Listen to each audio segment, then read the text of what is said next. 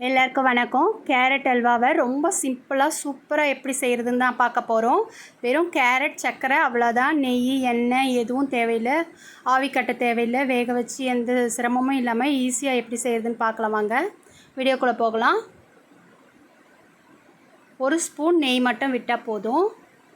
இப்போ நம்ம நல்லா கேரட்டை துருவி வச்சுருக்கோம். துருவி வச்ச கேரட்டை 2 நிமிஷம் வதக்கி விடுங்க போதும்.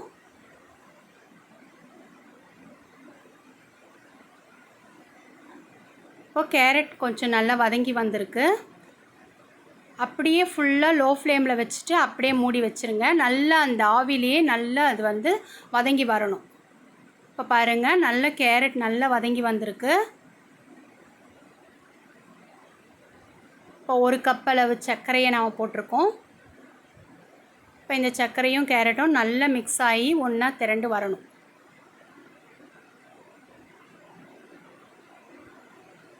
அப்படியே மூடி மூடி வச்சு செய்யலாம்.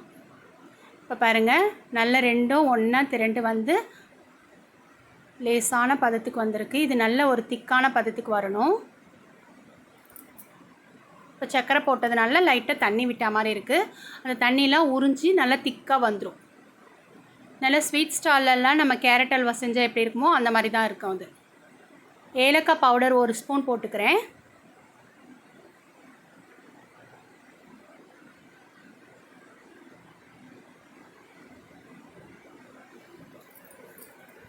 அப்படியே லோ ஃப்ளேமில் மீடியம் ஃப்ளேமில் வச்சு நம்ம இந்த மாதிரி கிளறி கொடுத்துக்கிட்டே இருந்தோம்னா சூப்பராக ரெடி ஆயிரும். இப்போ கேரட் அல்வா நல்ல ஓரளவுக்கு ரெடி ஆகிட்டு வந்துட்டுருக்கு. இன்னும் கொஞ்சம் நேரம் இருக்கட்டும். நல்ல ஒரு சூப்பரான பக்குவத்துக்கு வந்துருச்சு பாருங்கள். இந்த கேரட் அல்வா எவ்வளோ நேரம் இருந்தாலும் கெட்டு போகாது. சூப்பராக இருக்கும் சாப்பிட்றதுக்கு. நம்ம ஹோட்டலில் சாப்பிட்டா மாதிரி சூப்பராக இருக்கும். அந்த அளவுக்கு டேஸ்ட்டாக இருக்கும். ரொம்ப சிம்பிளாக இருக்கும், ஆனால் டேஸ்ட்டு பார்த்திங்கன்னா சூப்பராக இருக்கும். இப்போ லாஸ்ட்டாக 1 ஸ்பூன் நெய் மட்டும் விட்டுக்கிறேன்.